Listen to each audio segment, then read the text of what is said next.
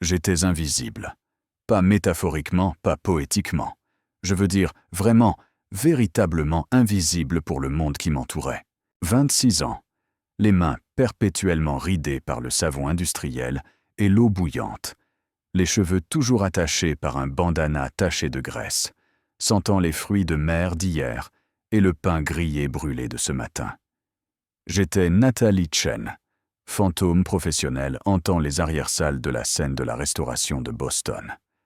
La cuisine de chez Giuseppe n'avait rien de prestigieux. C'était une étuve où les rêves allaient se noyer dans des éviers de 50 gallons remplis de sauce tomate figée et des restes fossilisés du fantasme de carbonara de quelqu'un.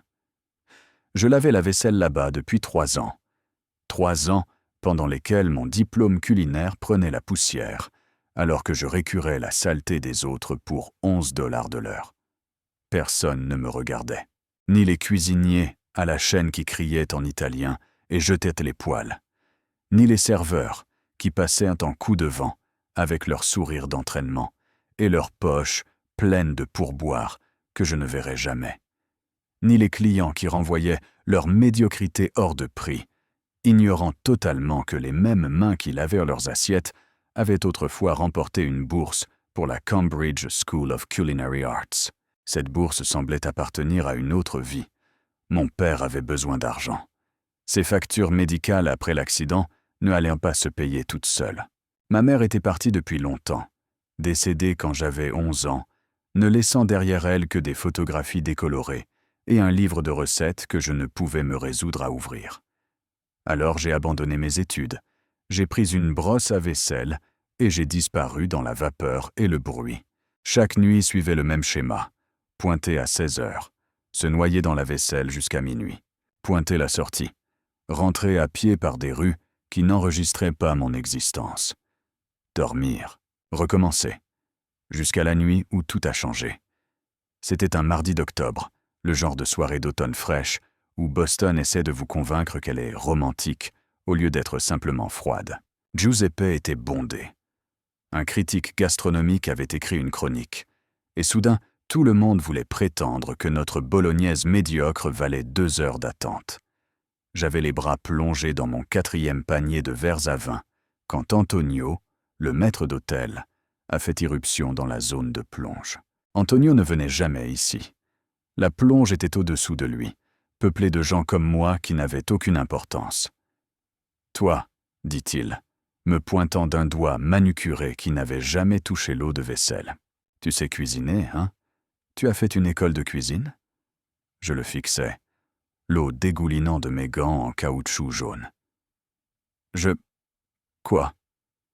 Le nouveau sous-chef a démissionné. Il est parti en plein service. Le chef fait une crise de nerfs. Tu as fait une école culinaire. Je l'ai vu sur ta candidature. Va là-bas. Mon cœur tambourinait. C'était ça. C'était le moment que j'attendais. Celui pour lequel j'avais prié. Pour lequel j'avais récuré les plats. Une chance. Enfin, une chance. J'arrachais mes gants et mon tablier, suivant Antonio vers la ligne de cuisine. La cuisine était un chaos. Des cris, de la fumée, des poils s'entrechoquant comme en pleine guerre. Le chef exécutif Marco me regarda comme si j'étais un cafard sorti du broyeur à ordures. « C'est toi la plongeuse ?» ricana-t-il avec son épais accent italien. « Je suis formé, dis-je, essayant de garder une voix stable. Je peux aider. » Il rit. Il rit vraiment. « Retourne à ton évier, ma puce. J'ai besoin d'un cuisinier, pas de quelqu'un qui joue dans l'eau sale. » L'humiliation brûlait plus fort que n'importe quel fourneau.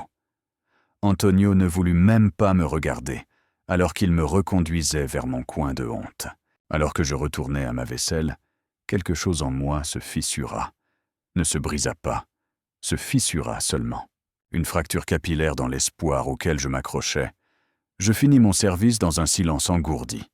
À minuit, je pointai la sortie, pris mon sac à dos dans le casier moisi des employés et sortis dans la nuit d'octobre. C'est là que je l'ai senti. Des yeux. Quelqu'un qui regardait. Je me retournai, balayant la rue du regard.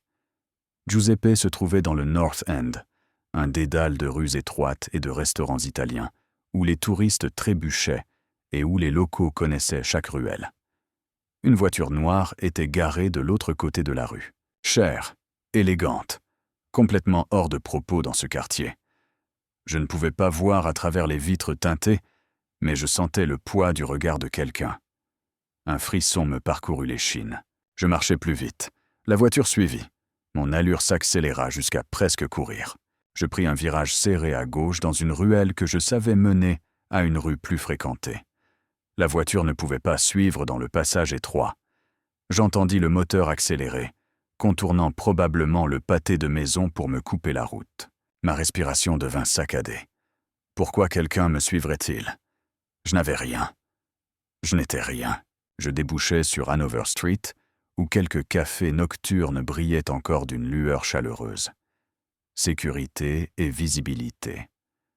Je me glissais dans une supérette ouverte 24 heures sur 24, faisant semblant de regarder les boissons énergisantes, tout en surveillant la rue à travers la vitre sale. La voiture noire passa lentement, puis disparut au coin d'une rue. J'attendis 23 minutes avant de partir, empruntant un itinéraire complètement différent pour rentrer. Mon appartement était un studio à Charlestown. Pas la partie embourgeoisée avec les condos de Navy Yard, mais la partie où les sirènes vous berçaient et où l'ascenseur était en panne depuis 6 mois. Je montais 4 étages, les mains tremblantes, en verrouillant 3 verrous de sécurité. À l'intérieur, je pressais mon dos contre la porte, le cœur battant toujours la chamade. « Tu es paranoïaque », me dis-je. « Personne ne se soucie assez de toi pour te suivre. » Mais le sommeil ne vint pas facilement cette nuit-là. Les 3 semaines suivantes passèrent dans un brouillard de déjà-vu. Travail, maison. Sommeil, travail, maison, sommeil. Mais la sensation d'être observé ne me quitta jamais tout à fait. Parfois, j'apercevais cette voiture noire dans ma rue. Parfois, je sentais des yeux sur moi à l'arrêt de bus. Une fois, j'aurais juré avoir vu quelqu'un dans un manteau coûteux debout en face de chez Giuseppe, observant simplement la fenêtre de la cuisine. Je me disais que je perdais la tête. Le stress, l'épuisement, la mort lente de l'abandon de ses rêves. Puis vint la nuit qui brisa mon invisibilité pour toujours. C'était un vendredi, début novembre. Giuseppe était occupé, mais c'était gérable. J'étais à ma position habituelle devant l'évier industriel, traitant les débris du coup de feu du dîner, quand j'entendis des cris venant de la salle. Pas le chaos habituel de la cuisine. Quelque chose de différent, plus colérique, dangereux. Antonio apparut dans l'embrasure de la porte, le visage pâle. Tout le monde reste dans la cuisine. Ne sortez pas. Bien sûr, tout le monde tendit immédiatement le cou pour voir ce qui se passait. À travers la petite fenêtre de la porte de la cuisine, je pouvais voir un homme debout au centre de la salle. Il était grand, peut-être 1,88 m, portant un costume anthracite qui coûtait probablement plus cher que ce que je gagnais en 6 mois.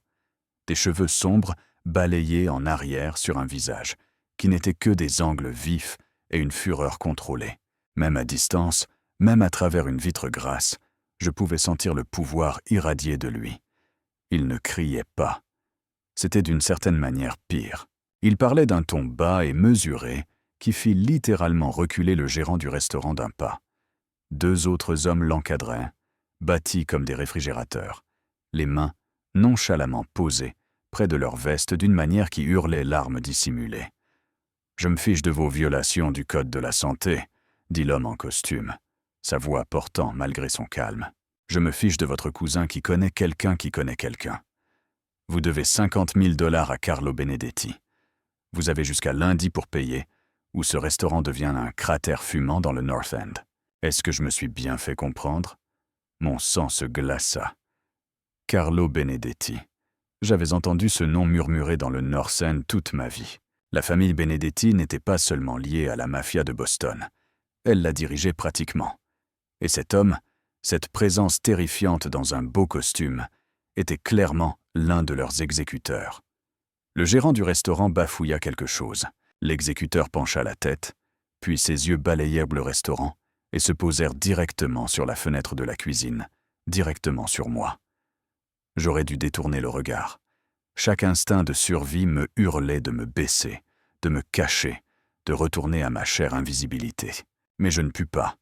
Ses yeux, sombres, intenses, absolument prédateurs, me clouèrent sur place comme un papillon sur le tableau d'un collectionneur. Pendant 3 battements de cœur, nous nous fixâmes à travers cette vitre grasse. Puis il sourit, pas amicalement, pas chaleureusement. Le sourire d'un loup, repérant quelque chose d'intéressant dans la forêt. Il dit quelque chose à l'un de ses hommes, fit un geste vers la cuisine, puis ils partirent. Ils sortirent simplement, comme s'ils ne venaient pas de menacer de brûler le restaurant. Je restais figé devant mon évier, les mains tremblant dans l'eau de vaisselle. Antonio revint dans la cuisine, l'air d'avoir vieilli de 10 ans. « Remettez-vous au travail, marmonna-t-il. Vous tous. Et personne ne parle de ce qui vient de se passer. Personne. » Je retournai à ma vaisselle en mode automatique. Mais je ne pouvais pas me défaire du sentiment que quelque chose de fondamental venait de basculer dans mon petit monde invisible. Cet homme m'avait vu, vraiment vu. Et d'une certaine manière, je savais que ma vie ne serait plus jamais la même. Je ne revis pas l'homme au costume, mais la voiture noire devint une présence constante. Chaque jour, garée quelque part sur mon trajet. Devant chez Giuseppe, près de mon arrêt de bus. Une fois, juste en face de mon immeuble à 2 heures du matin quand je n'arrivais pas à dormir et que je regardais par la fenêtre. J'aurais dû être terrifié. Je l'étais. Mais il y avait autre chose aussi. Une étrange curiosité qui n'avait aucun sens. Qui était-il? Pourquoi me surveillait-il? Que pouvait bien vouloir un mafieux d'une plongeuse invisible? 3 semaines après l'incident du restaurant, c'est arrivé. Je rentrais chez moi un jeudi soir, empruntant mon itinéraire habituel par les rues les moins fréquentées, car les routes principales étaient pleines d'étudiants ivres. L'air de novembre était amer, mordant à travers ma mince veste. Je gardais la tête basse, les mains enfoncées dans mes poches, essayant de devenir encore plus petite que d'habitude. Nathalie Chen. Je me figeais. La voix venait de derrière moi, grave, fluide, avec un tranchant qui suggérait que la violence n'était jamais qu'à un mot de distance. Je me retournai lentement. L'homme du restaurant se tenait à 1,50 m, les mains nonchalamment dans les poches de son manteau parfaitement taillé. De près, il était encore plus dévastateur. Mâchoire carrée, yeux sombres qui semblaient cataloguer tout de moi en quelques secondes. Une petite cicatrice au-dessus de son sourcil gauche, qui d'une manière ou d'une autre, le rendait plus attirant au lieu de l'être moins. « Comment connaissez-vous mon nom ?» Ma voix sortit plus stable que je ne l'espérais. « Je sais beaucoup de choses sur vous, Nathalie. » Il fit un pas de plus. Je fis un pas en arrière. « Je sais que vous êtes sortie major de votre promotion à Cambridge Culinary. Je sais que vous avez abandonné il y a 3 ans pour vous occuper de votre père. Je sais que vous gâchez votre talent à laver la vaisselle chez Giuseppe pour un salaire de misère. Je sais que vous prenez le bus pour rentrer chaque soir parce que vous ne pouvez pas vous offrir de voiture. Je sais que vous mangez des ramens instantanés 4 soirs par semaine et que vous sautez le dîner les 3 autres pour envoyer de l'argent au centre de soins de votre père. Chaque fait tombait comme un coup physique. Il m'avait surveillé. Pas seulement surveillé, enquêté sur moi, traqué. « Qui êtes-vous » demandai-je, essayant de masquer ma peur par de la colère. « Dante Benedetti », il le dit simplement, comme s'il était n'importe qui, comme si son nom de famille ne faisait pas trembler les hommes adultes. « Et j'ai une proposition pour vous. Ça ne m'intéresse pas de... J'ouvre un restaurant. » Il me coupa la parole avec l'autorité naturelle de quelqu'un à qui on n'avait jamais dit non. Cuisine italienne haut de gamme. Pas les ordures pour touristes que Giuseppe sert. De la vraie nourriture. Le genre qui fait pleurer les gens dans leurs pattes. J'ai besoin d'un chef de cuisine. Quelqu'un qui a du talent, une formation et quelque chose à prouver. Vous avez besoin d'argent pour les factures médicales de votre père et d'un moyen de sortir de cette plonge. Nous pouvons nous entraider. Je le fixais, l'esprit vacillant. Ça devait être un piège. Les hommes comme Dante Benedetti n'offraient pas d'opportunité. Ils posaient et collaient. « Pourquoi moi ?» demandai-je. « Il y a des centaines de chefs formés à Boston. Pourquoi une plongeuse ?» Son expression changea. Quelque chose comme du respect vacilla dans ses traits. « Parce que je vous observe depuis 3 mois. Je vous ai vu étudier les techniques des cuisiniers quand vous pensez que personne ne regarde. Je vous ai vu corriger leurs erreurs dans votre tête. La semaine dernière, Marco a brûlé un risotto. Je vous ai vu grimacer comme si quelqu'un avait frappé un chiot. Vous vous souciez de la nourriture même si personne ne se soucie de vous. C'est rare. Les mots auraient dû ressembler à un compliment.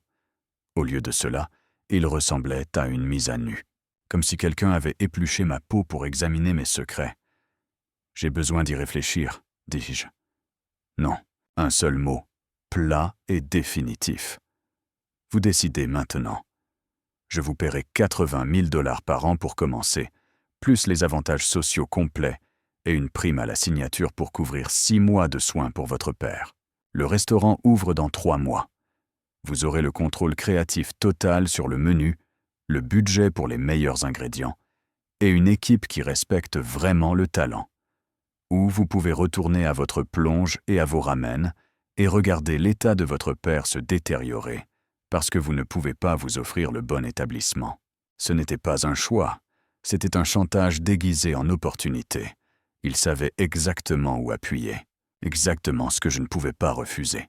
« Pourquoi ?» demandai-je encore, plus bas cette fois. « Que voulez-vous vraiment de moi ?» Dante s'approcha, assez près pour que je puisse sentir son parfum. Quelque chose de cher et de boisé qui coûtait probablement plus cher que mon loyer mensuel. Ses yeux sombres se verrouillèrent dans les miens, avec une intensité qui me coupa le souffle. « Peut-être que je crois simplement aux secondes chances, dit-il doucement. Ou peut-être que j'ai mes raisons. Est-ce que ça compte ? Vous obtenez ce que vous voulez. J'obtiens ce que je veux. Tout le monde gagne. Les hommes comme vous ne donnent rien gratuitement, dis-je. Il y a toujours un coût. Son sourire était dangereux. Intelligente, la fille. Oui, il y a un coût. Le coût est l'excellence. Vous travaillez pour moi. Vous me donnez tout. Votre talent, votre temps, votre créativité. Vous faites de mon restaurant le meilleur de Boston. Et en retour, je fais de vous quelqu'un que les gens voient enfin. Marché conclu ? Chaque pensée rationnelle hurlait « non ». Cet homme était dangereux. Il était lié au crime organisé. Il me traquait depuis des mois. Rien de bon ne pouvait sortir de l'acceptation de son offre. Mais la pensée rationnelle ne paie pas les médicaments de votre père. La pensée rationnelle ne vous sort pas de la plonge. La pensée rationnelle ne nourrit pas la faim. Pas la faim de nourriture, mais celle d'avoir un but, de reconnaissance, d'exister. Marché conclu, murmurai-je. Le sourire de Dante s'élargit. Il sortit son téléphone, tapa quelque chose et me montra l'écran. C'était une confirmation de virement bancaire. 22 000 $. Envoyé au centre de soins de mon père, couvrant les 6 prochains mois en totalité. « Je ne perds pas de temps, dit-il. Vous commencez lundi. Soyez à cette adresse à 7 heures précises. » Il me tendit une carte de visite. Papier épais, lettres en relief, une adresse dans le Seaport District. L'immobilier le plus cher de Boston. « Lundi » m'étranglai-je. Je n'ai même pas donné mon préavis à Giuseppe. « Déjà fait. J'ai racheté votre contrat de travail il y a 1 heure. Vous êtes libre. » L'étalage désinvolte de pouvoir aurait dû m'horrifier. Au lieu de cela, je ressentis un frisson malsain. Cet homme pouvait remodeler mon monde d'un simple coup de fil. Que pouvait-il faire d'autre ? Qu'est-ce que je porte ? La question était stupide. Mais mon cerveau était en court-circuit. Ce que vous voulez. C'est vous le chef maintenant, Nathalie, pas la plongeuse. Commencez à vous comporter comme telle. Il se tourna pour partir. Puis s'arrêta. Oh, et Nathalie ? Ne faites pas de recherches sur moi. Ne posez pas de questions sur ma famille ou mes affaires. N'essayez pas de comprendre pourquoi je vous ai choisi. Cuisinez, tout simplement. Faites de la belle cuisine. C'est tout ce dont j'ai besoin de votre part. Le mensonge était si évident qu'il insultait mon intelligence. Mais j'ai acquiescé quand même. Dante s'éloigna, disparaissant dans la voiture noire qui avait hanté ma vie pendant des mois. Je restais là, au coin de cette rue froide, la carte de visite me brûlant la main, et je me demandais ce que je venais d'accepter. Quand je rentrai chez moi ce soir-là, je fis exactement ce qu'il m'avait dit de ne pas faire. Je fis des recherches sur lui. Dante Benedetti, 32 ans, pressenti pour être l'héritier présomptif de la famille criminelle Benedetti. Son père, Carlo Benedetti, était l'actuel don, vieillissant, impitoyable et paranoïaque. Dante avait la réputation d'être celui qui réglait les problèmes de la famille. Intelligent, calculateur, et absolument sans pitié quand on le trahissait. Mais il y avait des blancs dans son histoire. Une année manquante quand il avait 17 ans. Des rumeurs sur une tragédie impliquant sa mère. Les articles étaient vagues. Détails gommés ou enterrés. Sara Benedetti, morte à 41 ans, il y a 15 ans, cause du décès. Jamais divulgué publiquement. Je creusais davantage, tombant dans un terrier de vieux journaux d'archives et de blogs criminels. Et puis je le trouvais.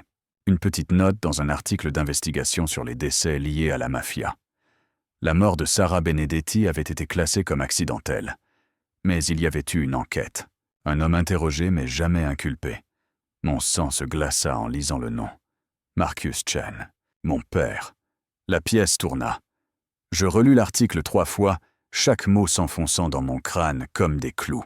Mon père avait fait l'objet d'une enquête en lien avec la mort de la mère de Dante Benedetti.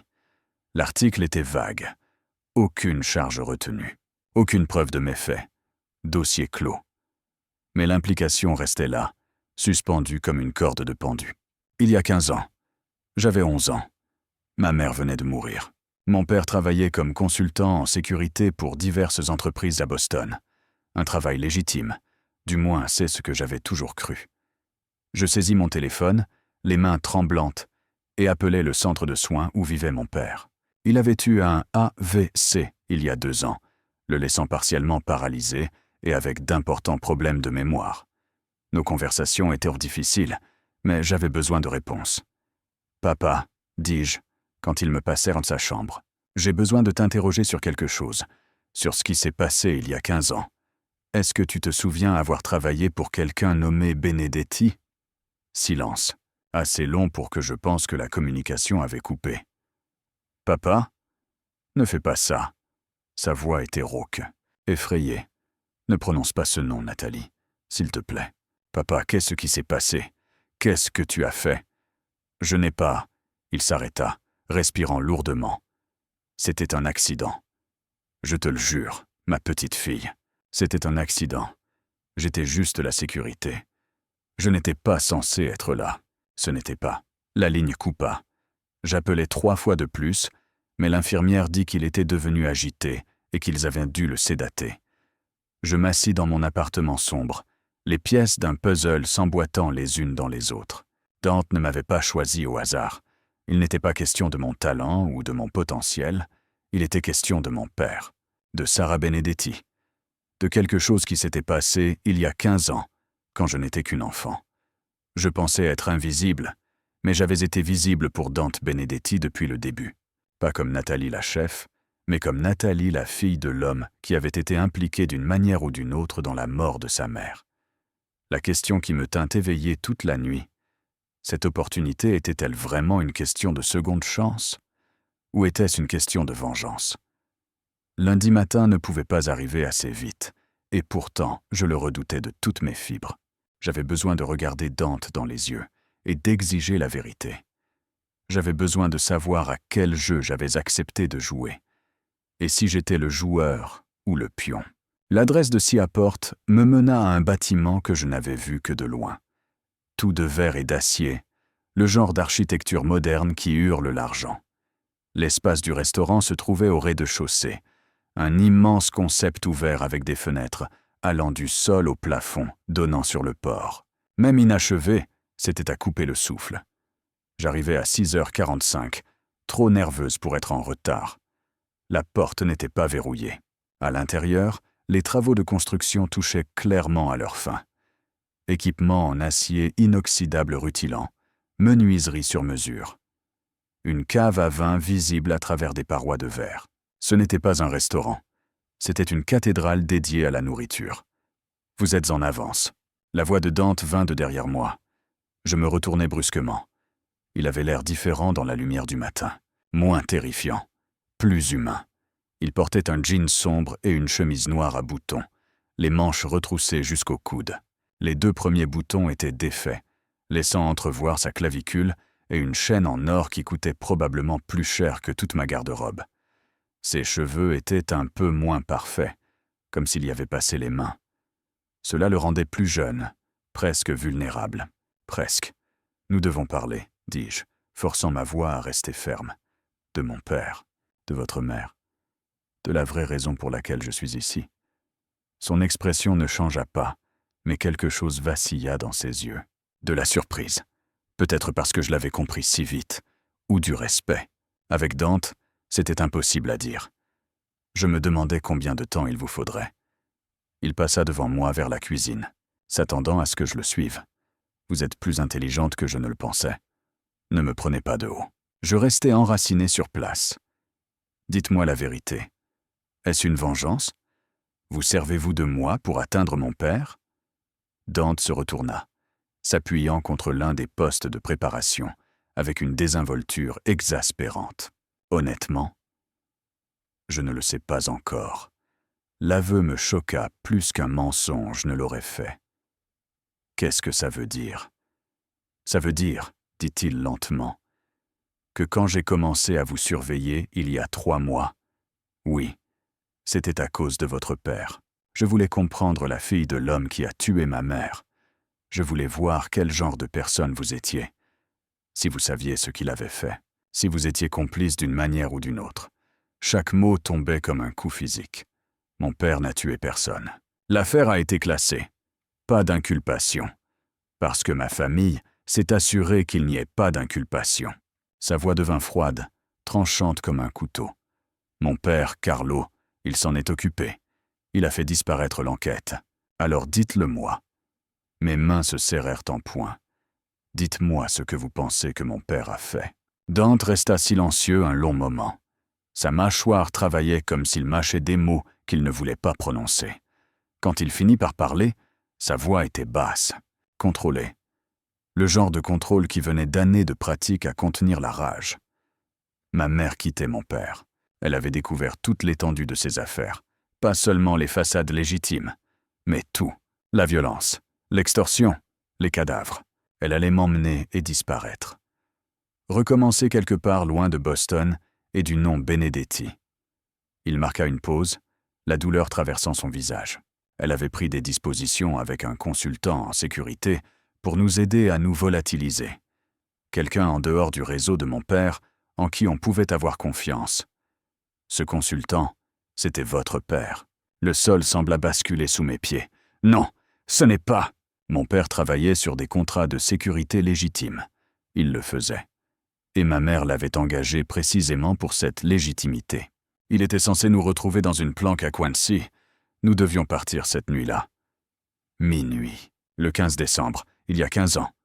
La voix de Dante se brisa, juste un peu. Elle n'y est jamais arrivée. Quelqu'un a prévenu mon père du plan.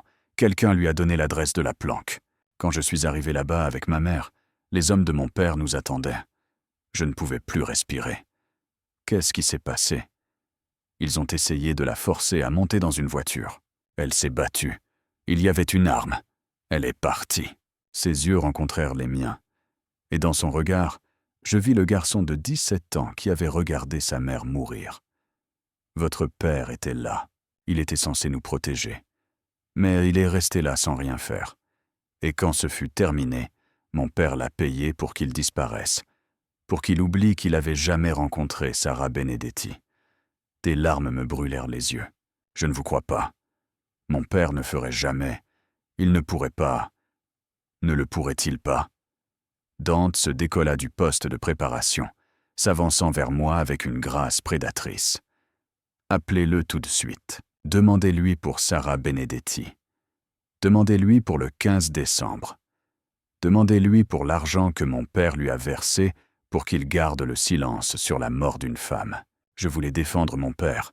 Je voulais hurler que Dante mentait, que c'était de la manipulation, que mon père était un homme bon qui n'aurait jamais blessé personne. Mais je me rappelais le coup de fil de la veille, la peur dans sa voix, la façon dont il m'avait dit de ne pas prononcer le nom des Benedetti. Pourquoi? Ma voix se brisa. Si vous blâmez mon père, si vous pensez qu'il est so responsable, pourquoi m'offrir ce travail? Pourquoi m'aider? Dante s'arrêta à quelques centimètres de moi, assez près pour que je puisse sentir la chaleur irradiant de son corps. assez près pour voir la cicatrice au-dessus de son sourcil de près, fine, précise, comme une blessure au couteau. Parce que, dit-il alors doucement, j'ai passé 3 mois à vous observer, prévoyant de détruire votre vie de la même manière que votre père a détruit la mienne. J'allais vous offrir cette opportunité. Vous rendre dépendante de moi, et puis tout vous enlever. J'allais vous faire ressentir ce que j'ai ressenti. L'espoir, suivi d'une perte écrasante. Alors pourquoi ne l'avez-vous pas fait ? Murmurai-je. Parce que je vous ai regardé travailler pour de vrai. Je vous ai vu vous soucier de la nourriture avec le genre de passion que ma mère avait. Elle était chef, vous le saviez ? Avant d'épouser mon père. Avant que la famille Benedetti ne consume sa vie. Elle avait un minuscule restaurant dans le North End. Rien de luxueux. Juste de la cuisine italienne honnête, faite avec amour. Vous regardez, m'a rappelé elle. Ce dévouement. Ce feu. Il leva la main. Et je pensais qu'il allait toucher mon visage. Mais sa main s'arrêta juste avant. Et j'ai réalisé que vous punir pour les péchés de votre père ferait de moi exactement ce que ma mère est morte en essayant de fuir. Un homme qui blesse des innocents pour régler des comptes. Je ne savais pas si je devais le croire. Chaque instinct me hurlait que c'était de la manipulation. Une autre couche d'un jeu que je ne comprenais pas. Mais il y avait quelque chose de brut dans sa voix. Quelque chose de brisé qui correspondait aux parties brisées en moi. « Que voulez-vous de moi, Dante ?» demandai-je. « Vraiment ? Je veux que vous cuisiniez. » Sa main bougea enfin, dégageant une mèche de cheveux derrière mon oreille, avec une douceur surprenante. « Je veux que vous preniez ce restaurant et que vous en fassiez tout ce dont ma mère rêvait. Je veux voir de la nourriture qui fait que les gens se souviennent de ce que c'est que de ressentir quelque chose. Et peut-être, il marqua une pause, son pouce traçant la ligne de ma mâchoire. Peut-être que je veux me prouver à moi-même que tout ce que ma famille touche ne se transforme pas forcément en cendres. Son contact envoya de l'électricité le long de mon échine. C'était mal, dangereux. C'était un mafieux. Sa famille était responsable de choses innommables. Mon père était impliqué d'une manière ou d'une autre dans la mort de sa mère. Rien de bon ne pouvait sortir de cela. Mais quand il me regardait comme ça, comme si j'étais la réponse à une question qu'il se posait depuis 15 ans, je ne pouvais pas partir. « Je cuisinerai pour vous, dis-je. Je ferai de ce restaurant tout ce que vous voulez qu'il soit. Mais j'ai besoin de la vérité, Dante. Toute la vérité. Ce qui s'est réellement passé cette nuit-là. Ce que mon père a fait. Ce que votre père a fait. Si nous devons faire cela, plus de secrets. » Il sourit. Pas le sourire prédateur de tout à l'heure, mais quelque chose de presque triste.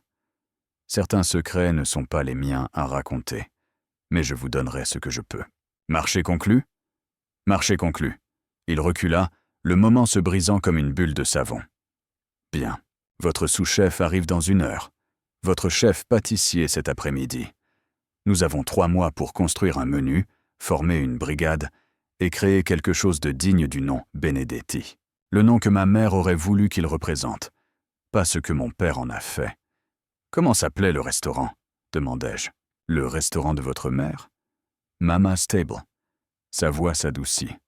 Elle l'a vendu quand elle a épousé mon père. Il disait que ce n'était pas approprié pour une femme de Benedetti de travailler. Elle n'a plus jamais cuisiné professionnellement. Une idée se cristallisa dans mon esprit. C'est comme ça que nous appellerons cet endroit. Pas un nom italien prétentieux que les touristes ne savent pas prononcer. Mama's Table. Un hommage pour elle. Dante me regarda longuement. Puis il acquiesça une fois, brusquement, comme s'il ne se faisait pas confiance pour parler. Mama's Table, ce sera. Les 3 mois suivants furent un tourbillon de journées de 16 heures. Expérimentation culinaire. Et le lent dénouement de la vérité sur cette nuit d'il y a 15 ans. Dante tint sa promesse. Il me donna des informations par morceaux, comme un puzzle que je devais assembler moi-même. J'appris que mon père avait été contraint de travailler pour Carlo Benedetti, menacé de représailles sur moi et ma mère s'il ne coopérait pas.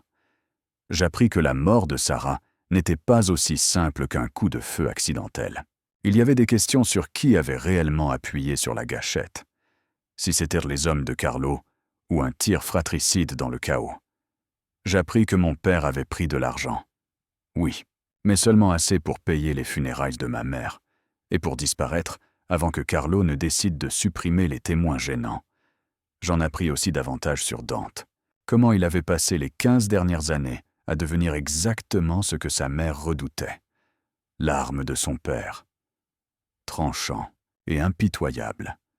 Comment il avait gagné cette cicatrice au-dessus de son sourcil lors d'une bagarre qui avait laissé 2 hommes morts, et Dante avec des cauchemars qu'il n'avouerait jamais. Comment il venait sur le chantier du restaurant tard le soir, quand il pensait que personne ne regardait, et suivait du doigt les motifs des carreaux que nous avions choisis pour le sol, chuchotant des choses en italien que je n'arrivais pas tout à fait à entendre. Et j'appris autre chose. Dante Benedetti m'observait avec la même intensité que cette première nuit. Mais maintenant, ce n'était plus de la simple observation. C'était de la faim. Le restaurant ouvrit le jour de la Saint-Valentin. Poétique et probablement désastreux d'un point de vue commercial. Mais Dante insista. Ma mère adorait la Saint-Valentin, avait-il dit. Elle croyait au romantisme, même après tout. Le premier mois fut le chaos. Les réservations étaient complètes pour 3 mois d'affilée, principalement à cause du nom Benedetti. Mais le bouche à oreille sur la nourriture se répandit. De vraies critiques vinrent, pas seulement des blogueurs cherchant des repas gratuits. Et ils furent dithyrambiques. Le chef Chen a créé quelque chose d'extraordinaire, écrivit le critique gastronomique du Globe. Ce n'est pas la cuisine italienne de votre grand-mère. C'est celle de votre arrière-grand-mère, si votre arrière-grand-mère avait été formée au Bernardin et avait accès aux ingrédients les plus raffinés que l'argent puisse acheter. Chaque plat raconte une histoire, et ensemble ils chantent un aria de saveur et de technique. J'encadrais cette chronique et l'accrochais dans mon minuscule bureau, la première reconnaissance de mon nom sur papier, de toute ma vie. Mais le succès vint avec des complications. Dante était toujours là, observant depuis sa table près de la fenêtre de la cuisine. Il ne mangeait jamais dans la salle principale, toujours à cette table précise d'où il pouvait me voir travailler, où nos yeux pouvaient se rencontrer à travers le passe-plat. Sa présence était à la fois rassurante et déconcertante. Et puis, il y eut les contacts physiques. Cela commença assez innocemment, sa main dans le bas de mon dos, alors qu'il me guidait à travers la salle bondée.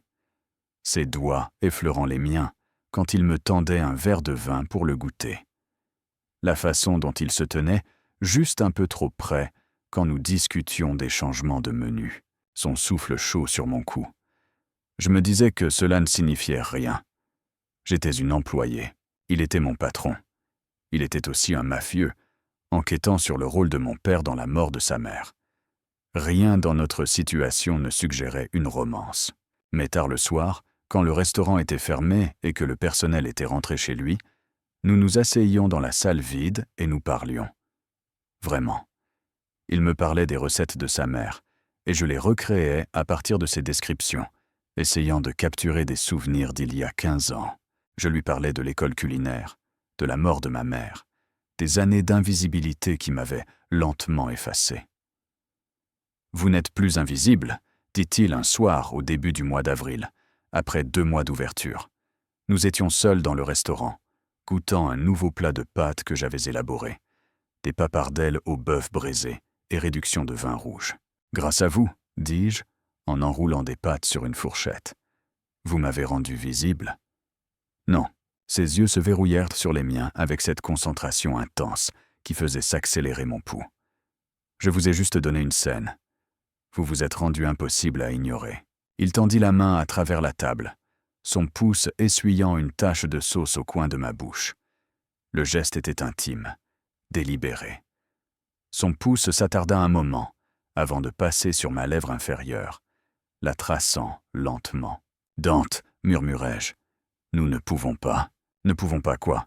Sa voix était rauque, basse. « Cela, quoi que ce soit, vous êtes mon patron. Vous enquêtez sur mon père. Votre famille est.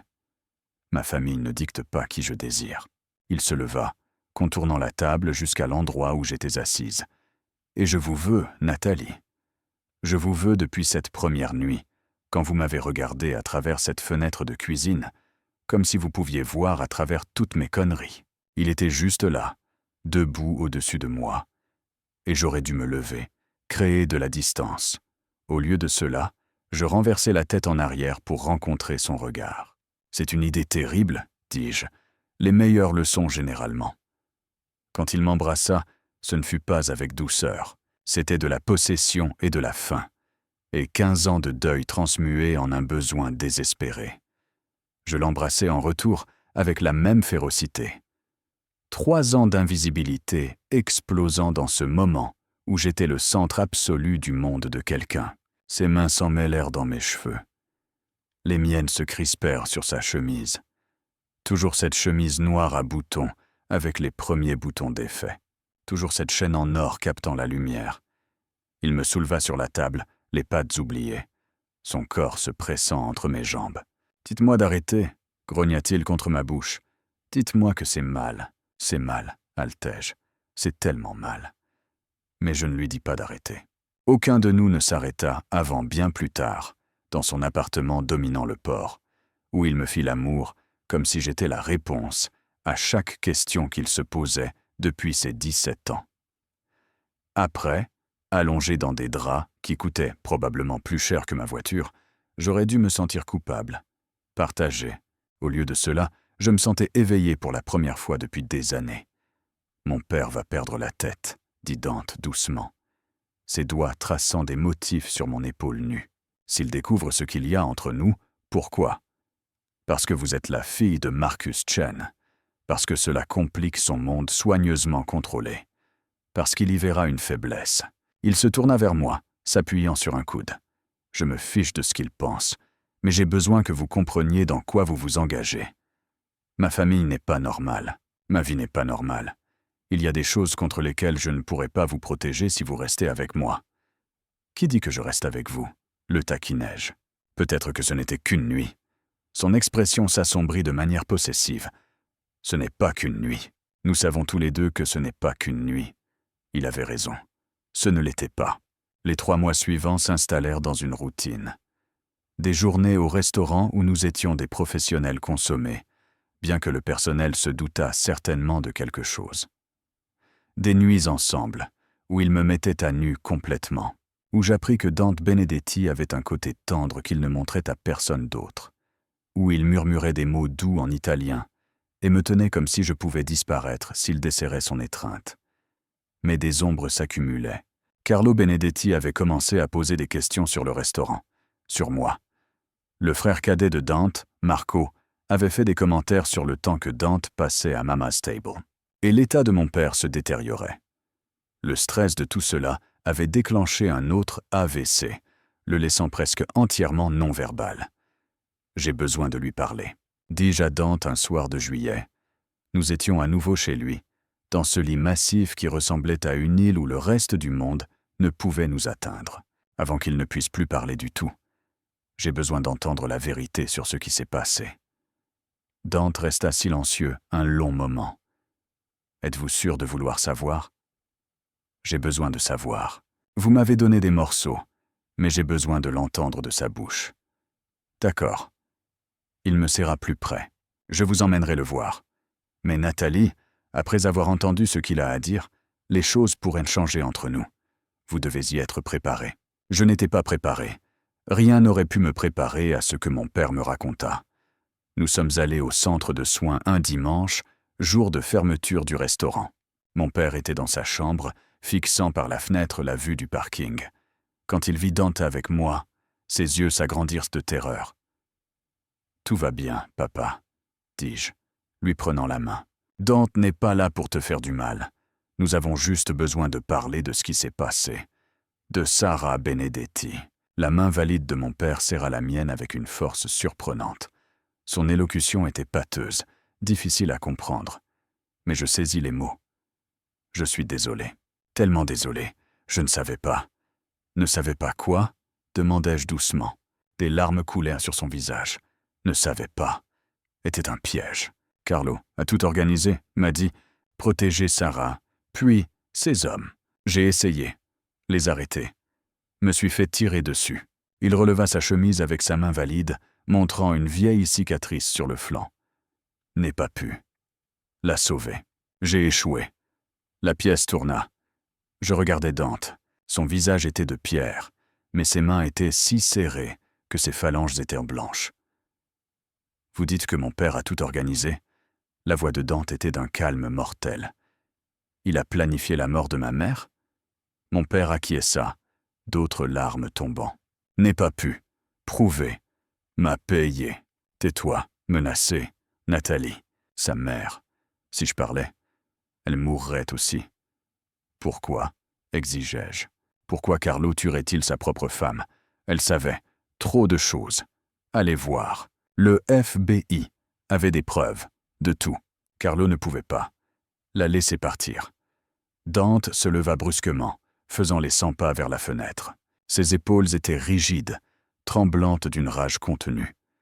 Je ne l'avais jamais vu comme ça, sur le point de perdre complètement le contrôle. « Dante, » dis-je doucement. « Mon père a essayé de la sauver.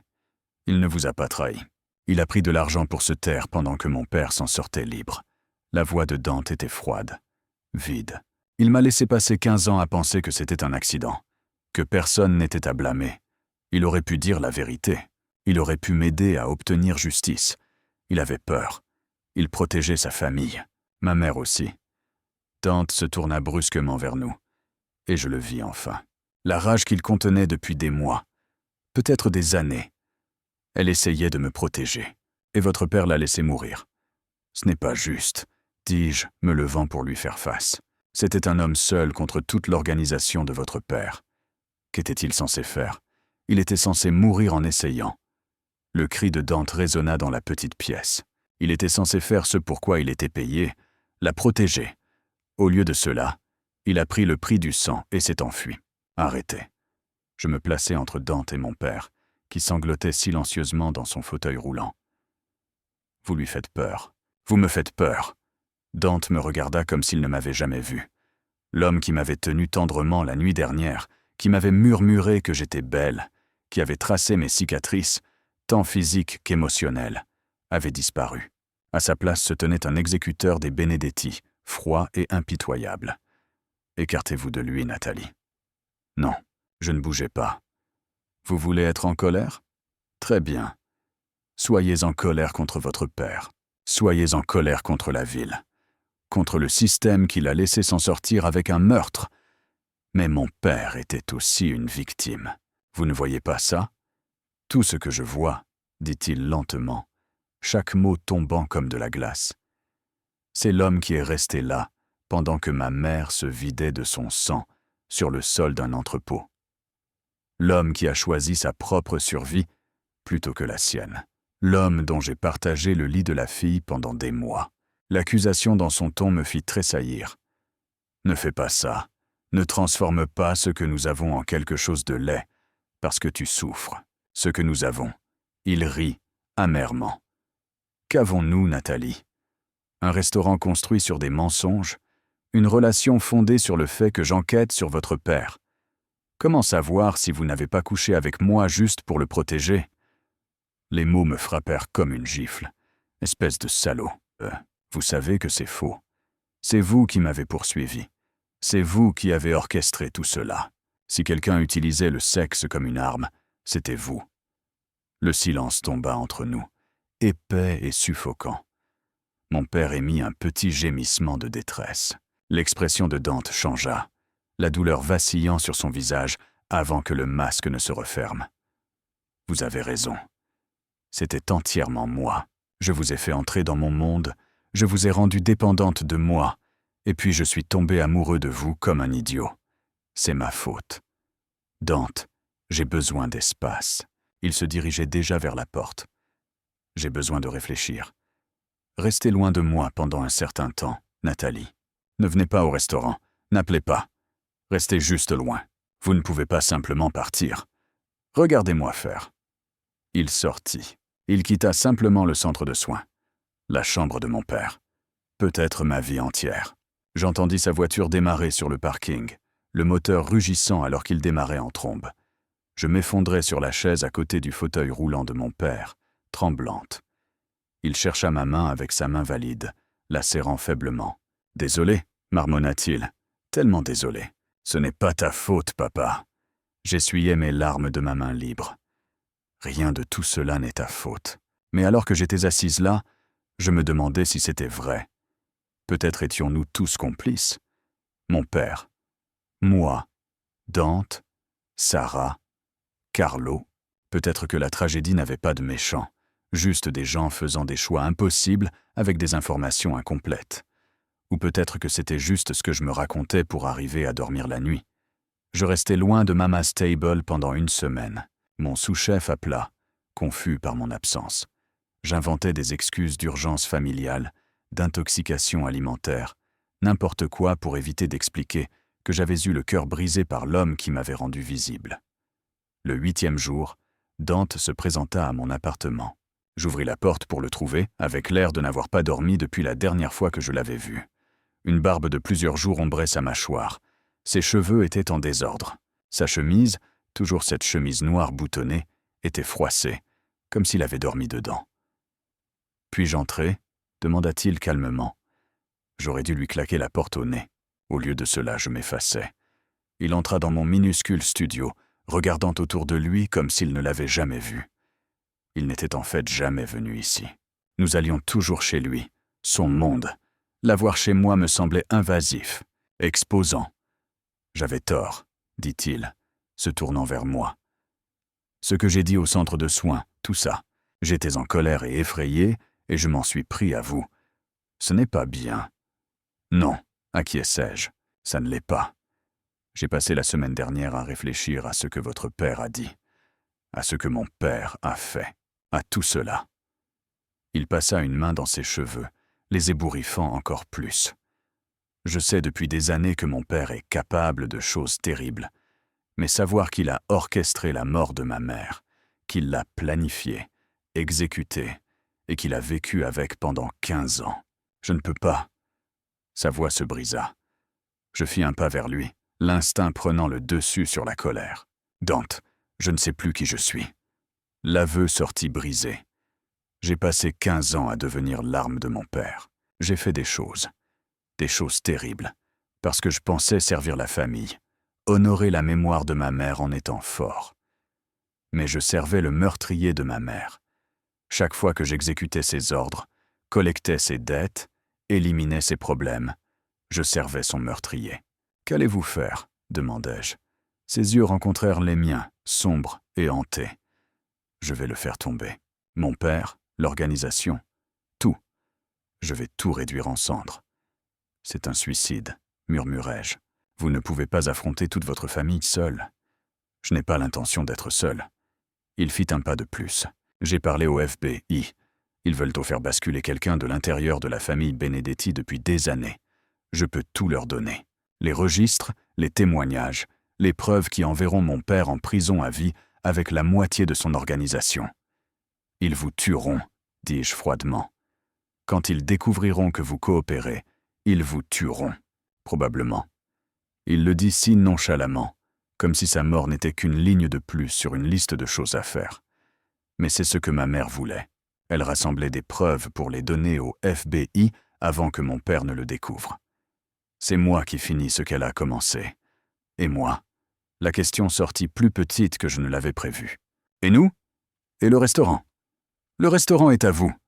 Il fouilla dans sa veste en sortant des papiers pliés. J'ai transféré la pleine propriété à votre nom. Le bâtiment, l'entreprise, tout. Quand j'entrerai dans le programme de protection des témoins, si je survis jusque-là, Mama's Table sera votre héritage, pas le mien. Je fixai les papiers. Je ne veux pas du restaurant. Je vous veux vivant. Vous ne pouvez pas avoir les deux. Son sourire était triste. C'est le prix, Nathalie. J'obtiens justice pour ma mère, et vous obtenez la vie que vous méritez. Propre, légitime, sans aucun lien avec la noirceur de ma famille. Et si je ne veux pas que ce soit propre, je m'approchais, assez près pour le toucher. Et si je vous voulais, vous, noirceur et tout, ne fais pas ça. Il attrapa mon poignet quand je voulus le toucher. Ne rends pas ça plus difficile. J'essaie de faire ce qui est juste pour une fois dans ma misérable vie. Ce qui est juste, c'est de rester en vie. Je criais maintenant, les larmes coulant sur mon visage. Ce qui est juste, c'est de laisser le FBI monter son dossier sans vous utiliser comme appât. Ce qui est juste, c'est de ne pas jeter votre vie par vengeance. Ce n'est pas de la vengeance, dit-il calmement. C'est de la justice. Il y a une différence. Pas pour moi, pas si vous êtes mort. Il me tira soudain contre lui, m'écrasant contre son torse. Je pouvais sentir son cœur s'emballer, sentir le tremblement de ses bras alors qu'il me tenait. « Je t'aime », murmura-t-il dans mes cheveux. Je ne l'ai jamais dit auparavant parce que j'avais peur. Mais je t'aime, Natalie Chen. Tu es la meilleure chose qui me soit arrivée depuis mes 17 ans. Et parce que je t'aime, j'ai besoin que tu sois en sécurité. J'ai besoin que tu sois libérée du poison de ma famille, même si cela signifie te perdre. Je me reculais juste assez pour regarder son visage. Espèce d'idiot. Je t'aime aussi. C'est pourquoi je ne te laisserai pas faire ça seule. Nathalie, je vais témoigner aussi. La décision se cristallisa au moment où je la prononçais. Le témoignage de mon père corrobore le vôtre. Je vais l'amener à faire une déposition au FBI. À vous deux, ils auront assez pour... Non, son emprise se resserra. Absolument pas. Je ne vous mettrai pas en danger. Trop tard. Je suis déjà en danger, rien qu'en étant avec vous. Mais ensemble, nous sommes plus forts. Nous pouvons le faire, Dante. Nous pouvons finir ce que votre mère a commencé et y survivre pour de vrai. Il me regarda longuement. Puis il m'embrassa, désespérément, férocement. Plein de peur et d'amour, et d'un avenir qui semblait soudain possible. Ensemble, chuchota-t-il contre mes lèvres. Mais s'il t'arrive quoi que ce soit, rien n'arrivera. J'essayais de paraître confiante. Nous serons prudents, nous serons intelligents, et nous ferons tomber ton père. Il fallut 3 mois pour monter le dossier. 3 mois de réunions secrètes avec des agents du FBI. 3 mois à rassembler des preuves à partir des souvenirs épars de mon père et de la connaissance intime que Dante avait des opérations de sa famille. 3 mois à vivre dans la peur que Carlo ne découvre ce que nous faisions. Pendant ces mois, Mama's Table devint un sanctuaire. Nous travaillions côte à côte en cuisine, créant des plats qui racontèrent des histoires. Les recettes de ma mère fusionnaient avec celles de la sienne. Une fusion de culture et de souvenirs qui faisait pleurer les gens de joie. Le restaurant prospérait, alors même que le monde autour de nous devenait de plus en plus dangereux. Carlo commença à poser plus de questions. Il se présentait au restaurant à l'improviste, nous observant avec ses yeux froids qui avaient probablement condamné des dizaines de personnes à mort. Il savait que quelque chose se passait. Il n'arrivait simplement pas à savoir quoi. La nuit avant que nous ne soyons programmés pour témoigner devant le grand jury, Dante m'emmena à l'emplacement original de Mama's Table, le minuscule restaurant dans le North End que sa mère avait possédé des décennies plus tôt. C'était un cabinet dentaire maintenant, mais le bâtiment était toujours là. Nous restâmes là dehors, dans le froid de novembre, regardant les fenêtres qui avaient autrefois brillé de chaleur, de cuisine et de rire. « Elle vous aurait aimé, » dit Dante. « Ma mère, elle aurait vu ce que je vois. Votre passion, votre gentillesse, votre force. »« J'aurais aimé la rencontrer, » répondis-je. « J'aurais aimé que rien de tout cela ne soit arrivé. Mais alors nous ne nous serions pas trouvés. » Il prit ma main, entrelaçant nos doigts. « Est-ce terrible? Que je sois reconnaissant pour la tragédie parce qu'elle m'a mené à vous? » « Non, dis-je, c'est humain. » Nous restâmes là longtemps, 2 personnes façonnées par la violence et la perte, s'accrochant l'une à l'autre contre le froid. Le lendemain matin, tout explosa. Nous étions en route pour le bâtiment fédéral quand le téléphone de Dante sonna. Il regarda l'écran, le visage devenant pâle. « C'est Marco, mon frère. »« Ne réponds pas, » le pressai-je. Ça pourrait être un piège. Mais il répondit quand même, mettant le haut-parleur. La voix de Marco arriva, aiguë et paniquée. « Dante, où es-tu » ? « Papa sait. Il sait pour le FBI. Il sait pour tout. Il vient pour toi. Il vient pour vous deux. » La ligne coupa. Le pied de Dante s'écrasa sur l'accélérateur. « Nous devons arriver au bâtiment fédéral tout de suite. Une fois à l'intérieur, nous serons en sécurité. Le FBI pourra nous protéger. » Mais nous n'y sommes jamais arrivés. À 3 pâtés de maison de notre destination, des SUV noirs se matérialisèrent des rues adjacentes, nous encerclant. Dante jura, cherchant une issue. Il n'y en avait pas. Des hommes sortirent des véhicules. Les exécuteurs de Carlo. Des hommes que j'avais vus au restaurant. Des hommes dont les yeux ne contenaient rien d'autre qu'un professionnalisme froid. Ils n'étaient pas là pour parler. « Reste dans la voiture », ordonna Dante. « Verrouille les portes. N'ouvre à personne d'autre qu'au FBI. » « Qu'est-ce que tu… » Mais il était déjà dehors, marchant vers les hommes de son père, les mains visibles, essayant de négocier. Je regardais à travers le pare-brise, le cœur battant, alors qu'il leur parlait. L'un des exécuteurs secoua la tête. Un autre mit la main à sa veste. Je vis la scène se produire au ralenti. L'arme qui sortait. La main de Dante qui bougeait vers sa propre arme. Le premier coup de feu. Mais il ne vint pas de l'exécuteur. Il vint d'en haut, de l'un des bâtiments. Des tireurs d'élite du FBI, nous couvrant juste au cas où. Le chaos éclata. D'autres coups de feu. Dante plongeant pour s'abriter. Les exécuteurs se dispersant. Et à travers tout cela, je le vis. Carlo Benedetti lui-même, sortant de l'un des SUV. Une arme à la main, visée directement sur moi à travers le pare-brise. Nos yeux se rencontrèrent. Sur son visage, je vis tout ce que Dante aurait pu devenir. Froid, impitoyable, vide. Et je compris à ce moment-là pourquoi Sarah avait été prête à tout risquer pour sauver son fils de cette vie. Le coup de feu brisa le pare-brise, mais je ne sentis rien. Je regardais en bas, m'attendant à voir du sang. Il n'y en avait pas. Dante s'était jeté devant la voiture à la dernière seconde, prenant la balle qui m'était destinée. Il tomba. Tout le reste, les agents du FBI surgissant de partout, Carlo emmené de force en hurlant. Les sirènes et les cris. Tout s'effaça. Il n'y avait que Dante, allongé sur le pavé, le sang se répandant sur cette chemise noire que j'avais déboutonnée tant de fois. J'étais hors de la voiture, au sol à ses côtés, pressant mes mains sur la blessure dans sa poitrine. « Non, non, non, non !» Reste avec moi, Dante. Reste avec moi. Ses yeux trouvèrent les miens. « Nathalie, n'ose pas faire ça. » Les larmes brouillaient ma vision. N'ose pas mourir maintenant. Nous avons un restaurant à diriger. Nous avons une vie à vivre. Tu n'as pas le droit de me quitter maintenant. Il sourit faiblement, autoritaire. Même maintenant. C'est bien vrai. L'ambulance arrivait. Les ambulanciers me poussaient sur le côté. Je t'aime. Tu m'entends? Je t'aime. Espèce d'idiot sacrifié. Je t'aime aussi. Ses yeux se fermaient. Assure-toi. La recette des gnocchis. Utilise la bonne farine. Puis il fut parti, chargé dans l'ambulance, les sirènes hurlant alors qu'on le précipitait vers l'hôpital. Je m'assis sur le pavé dans une mare de son sang et du mien.